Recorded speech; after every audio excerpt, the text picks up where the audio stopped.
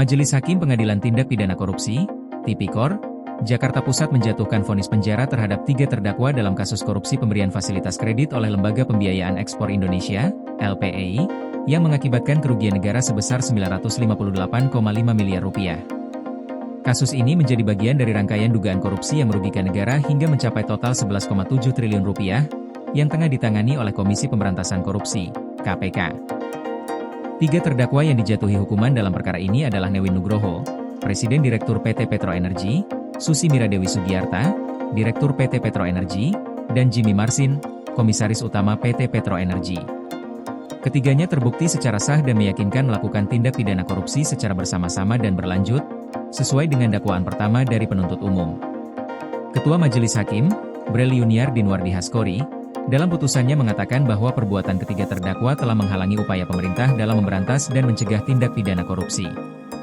Hakim juga menyoroti sikap para terdakwa dalam memberikan keterangan selama persidangan, di mana terdakwa Susi dan Jimmy dianggap tidak berterus terang dalam memberikan penjelasan, sementara terdakwa Newin dianggap kooperatif dan berterus terang. Meskipun demikian, Hakim memberikan pertimbangan yang meringankan bagi Newin Nugroho, yang dianggap lebih terbuka dalam memberikan keterangan, serta mempertimbangkan adanya keluarga yang bergantung pada ketiga terdakwa. Berdasarkan pertimbangan tersebut, Hakim menjatuhkan vonis yang berbeda bagi setiap terdakwa. Berikut adalah vonis yang dijatuhkan kepada masing-masing terdakwa.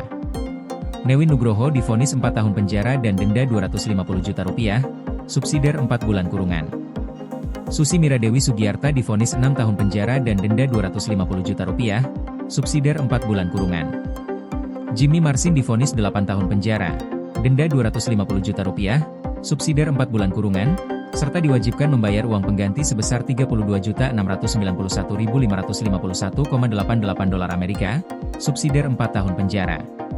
Sebelumnya, jaksa mendakwa ketiga terdakwa telah melakukan korupsi dengan cara menggunakan kontrak fiktif untuk mengajukan permohonan fasilitas pembiayaan dari LPEI kepada PT Petro Energi pada periode 2015 hingga 2019.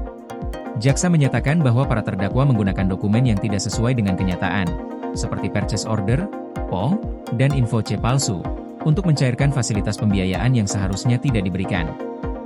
Dalam prosesnya, para terdakwa bersama dengan 2 pejabat LPEI lainnya, Dwi Wahyudi dan Ari Setiawan, yang juga terlibat dalam kasus ini. Jaksa menyebutkan bahwa fasilitas pembiayaan yang diajukan oleh PT Petro Energi tidak sesuai dengan ketentuan yang berlaku. Para terdakwa didakwa telah melakukan tindak pidana korupsi dengan menggunakan dokumen yang dimanipulasi untuk mencairkan dana dari LPEI secara tidak sah. Selain itu, kasus ini juga menyingkap praktik korupsi yang lebih besar, yang melibatkan sejumlah pihak dan menyebabkan kerugian negara yang sangat signifikan. Kasus dugaan korupsi ini ditangani oleh KPK dan telah mengungkap skema korupsi yang melibatkan pejabat LPEI serta sejumlah pihak lainnya yang memanfaatkan fasilitas pembiayaan untuk kepentingan pribadi. Tindak pidana yang dilakukan oleh ketiga terdakwa ini berdampak besar pada keuangan negara, mengingat LPEI adalah lembaga yang seharusnya memberikan fasilitas pembiayaan untuk mendukung sektor ekspor Indonesia, namun malah disalahgunakan untuk kepentingan pribadi yang merugikan negara. Kasus ini semakin memperlihatkan besarnya kerugian negara yang ditimbulkan oleh praktik korupsi di Indonesia, yang juga merugikan berbagai sektor pembangunan. KPK berharap dapat terus mengungkap lebih banyak pihak yang terlibat dalam jaringan korupsi ini, agar upaya pemberantasan korupsi dapat berjalan lebih efektif dan memberikan efek jera kepada pelaku tindak pidana korupsi. Vonis yang dijatuhkan oleh Majelis Hakim ini menegaskan komitmen pengadilan untuk memberikan hukuman yang setimpal bagi pelaku korupsi, meskipun dalam beberapa kasus, terdakwa masih bisa mengajukan banding. Keputusan ini diharapkan dapat menjadi langkah penting dalam upaya pemberantasan korupsi yang masih menjadi masalah besar di Indonesia. Bagi masyarakat, kasus ini juga memberikan pelajaran penting tentang pentingnya pengawasan terhadap lembaga-lembaga negara yang mengelola dana publik. Kedepan, diharapkan akan ada lebih banyak transparansi dan akuntabilitas dalam pengelolaan anggaran negara untuk mencegah terjadinya tindak pidana korupsi yang merugikan rakyat dan negara. Koordinasi PLN dengan TNGL jelang Hari Kesaktian Pancasila, listrik terbangun, alam tetap lestari.